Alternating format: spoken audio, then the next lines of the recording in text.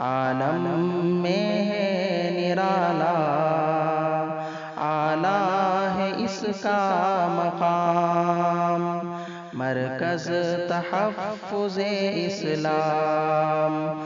70 وَنُؤْمِنُ بِالْكِرَامِ الْكَاتِبِينَ فَإِنَّ اللَّهَ قَدْ جَعَلَهُمْ عَلَيْنَا حَافِظِينَ، ہم ایمان لاتے ہیں ان فرشتوں پر جو ہمارے اعمال کو لکھتے ہیں، کرامن کاتبین، اللہ تعالیٰ نے ان کو ہمارا نگران بنایا ہے۔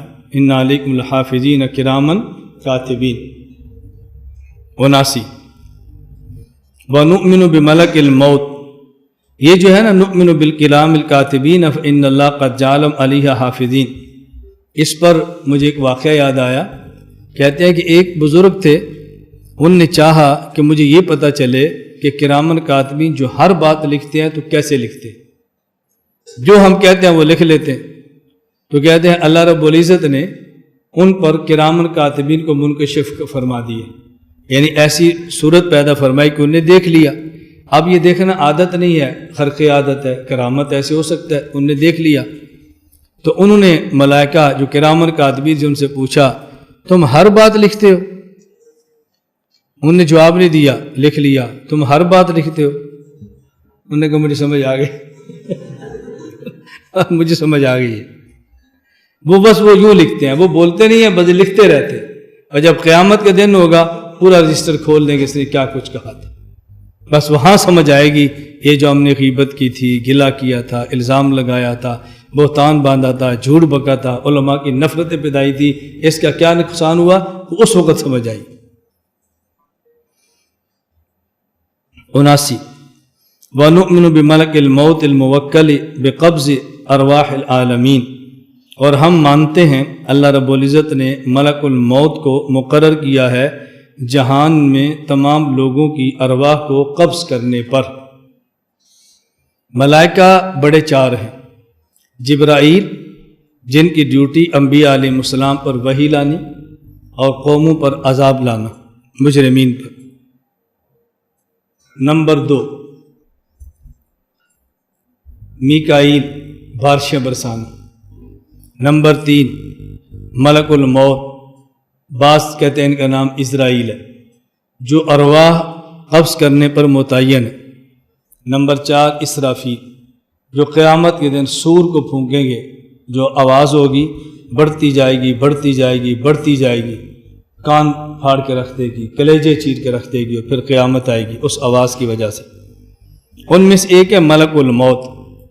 یہ ملک الموت بڑے ہیں، ان کے ماتحت کئی فرشتے ہیں جو ارواح مومنین، کفار، فساق، ارواح عالمین کو قبض فرماتے ہیں۔ ان کے ماتحت کئی فرشتے ہیں۔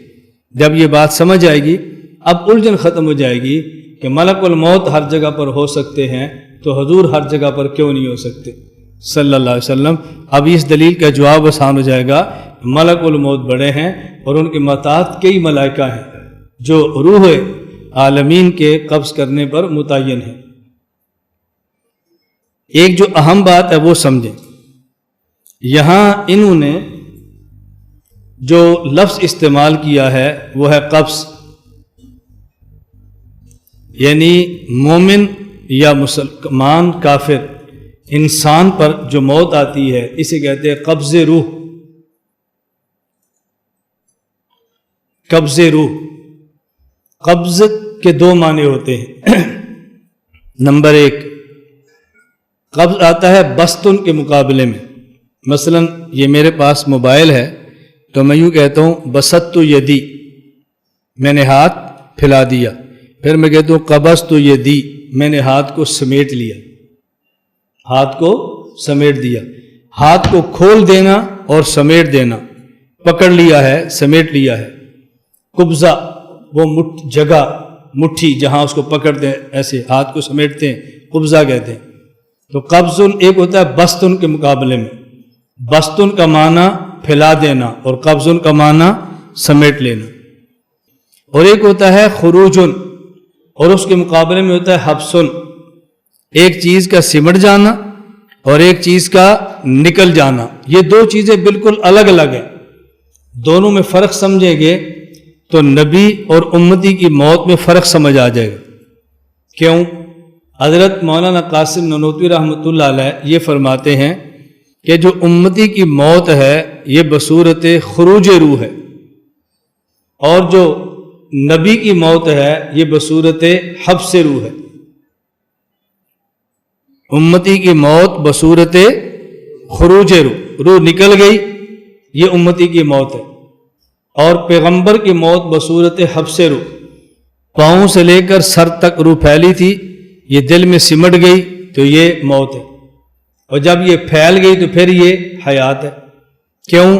قبض کا معنی ہوتا ہے نمبر 1 پھیل جانا، اور اس کے مقابلے میں سمٹ جانا، ایک معنی قبضت یدی، بسط یدی میں نے ہاتھ کو پھیلا دیا، قبضت یدی میں نے ہاتھ کو سمیٹ دیا، یہاں قبض کے مقابلے میں بستن ہے۔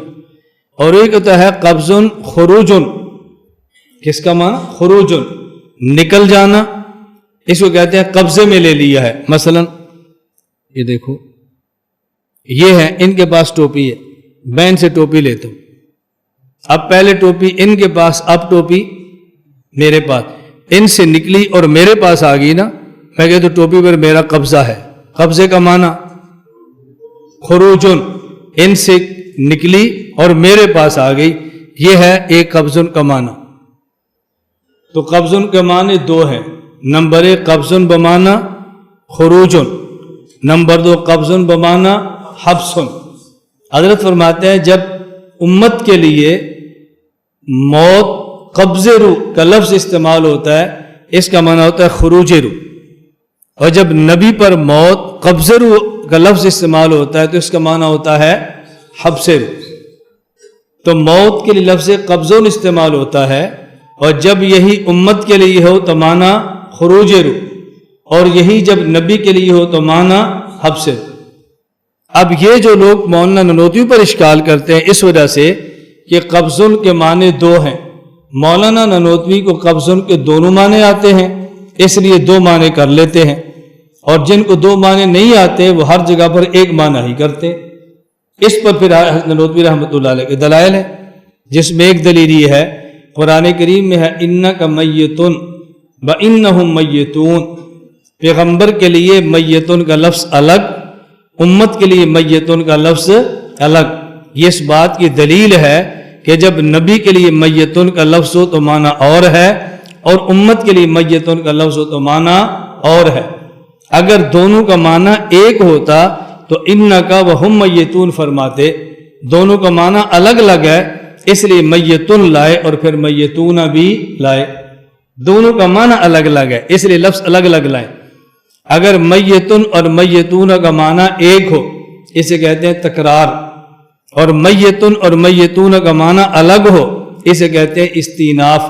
ایک لفظ 2 بار آئے اور معنی ایک ہو یہ تاکید ہے، ایک لفظ 2 بار آئے اور ہر بار معنی الگ ہو تو اس کا نام استیناف ہے، اور بلاغت کا ضابطہ ہے استیناف تاکید سے اولا اور افضل ہوتا ہے، اس لیے معنی دونوں کا الگ الگ کرو، دونوں کا معنی ایک نہ کرو۔ عوام میں سمجھانے کے لیے میں ایک مثال دیتا ہوں، مجھے آپ نے بیان کے لیے بلایا، بیان سے میں فارغ ہوا، آپ نے اسٹیج پر اعلان کیا تشریف رکھیں، کھانے کا انتظام ہے، کھانا سب کھا کر جائیں، دسترخوان لگتا ہے، ادھر ہی دسترخوان لگائیں گے، لوگ بیٹھنے لگے، میں اسٹیج سے اترا اور یہیں نیچے بیٹھ گیا۔ آپ نے کہا مولانا صاحب یہاں کیوں بیٹھے ہیں؟ میں نے کہا آپ کا اعلان کیا سب کھانا کھا کر جائیں، اس لیے بیٹھ گیا ہوں۔ انہوں نے کہا نہیں، ان کا کھانا ادھر ہے اور آپ کا کھانا ادھر ہے، اس کا مطلب کہ دونوں کھانے ایک نہیں ہے، دونوں کھانوں میں فرق ہے، تبھی تو کہا نا ان کا کھانا ادھر ہے اور تمہارا کھانا ادھر ہے۔ جب فرق ہوتا ہے تو پھر یہ بات کہتے ہیں۔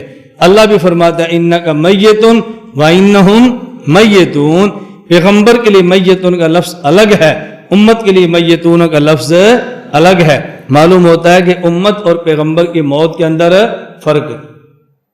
اسی طرح دوسری دلیل سماعت فرمائیں کہ دیکھیں جب ہم سونے لگتے ہیں تو دعا پڑھتے ہیں اللہم بسمک اموت و احیا، حالانکہ مرنے نہیں لگے، سونے لگے ہیں۔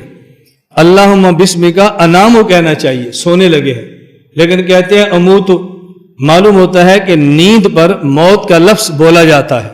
آگے آئے گا کہ موقع وہاں پھر بات ہوگی.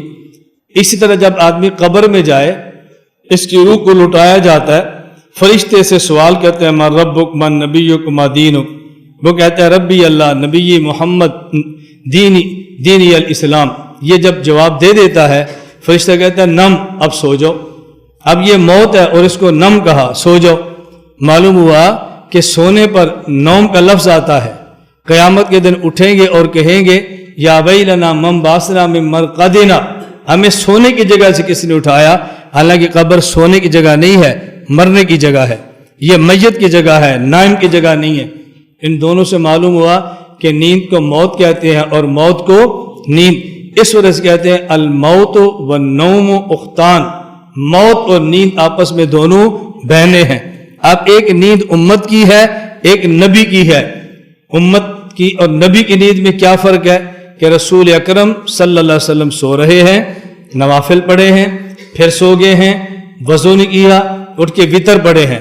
امی عائشہ پوچھتے یا رسول اللہ وضو نہیں کیا اور آپ نے اٹھ کے وطر پڑھ لیے, سونے سے وضو تو ٹوٹ جاتا ہے.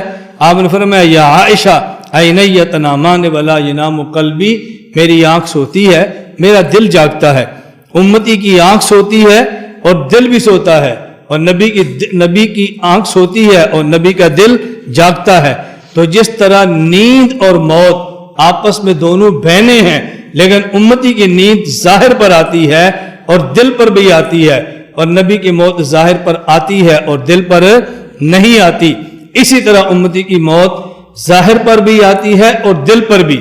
نبی کی موت ظاہر پر آتی ہے اور قلب اطہر میں حیات رہتی ہے. تو جس طرح نیند اور موت نبی اور امتی کی فرق ہے, اسی طرح نبی اور امتی کی موت کے اندر بھی فرق ہے. نیند میں بھی فرق ہے اور موت کے اندر بھی فرق ہے. تو دیکھیں قرآن کریم بھی موجود ہے, حدیث بھی موجود ہے, اور قبض روح کے دو معنی بھی ہیں, نمبر 1 خروج روح اور ایک نمبر 2 حبس روح. اس لیے فرق ہے. اور کبھی ساتھی کہتا ہوں کہ دیانت اور بد دیانتی بڑی عجیب ہوتی ہے. جس طرح میں نے خیر مقلد کا واقعہ سنایا تھا نا, وہ کہتے ہیں میں قسم اٹھا کر کہتا ہوں مولانا گھمن کو دیکھ کر بھی قرآن پڑھنا نہیں آتا. اسی طرح ایک مماتی مولوی ہے, میں نے ان کا بیان سنا, وہ بیان میں کہہ رہے ہیں اور گھمن کو تو یہ بھی نہیں پتا حبس ہوتا کیا ہے. وہ سمجھتا ہے گرمی میں حبس نہیں ہوتی, اس کو حبس سمجھتا ہے. اس کو کیا پتا حبس کیا ہوتی ہے, اس لیے حبس روح مانا کرتا پھر رہا ہے. میں نے کہا دیکھو کوئی بد دیانتی کی بھی خیر ہوتی ہے. آپ دیکھیں ہمارے جتنے گفتگو اور دلائل چلتے ہیں, ہم مخالف کا مذاق نہیں اڑاتے, استہزاء نہیں کرتے کہ اس کی باتیں ہی نہ, جو دلائل ہیں ہم دلیل پوری نقل کریں گے اور دلیل کا جواب دیں گے.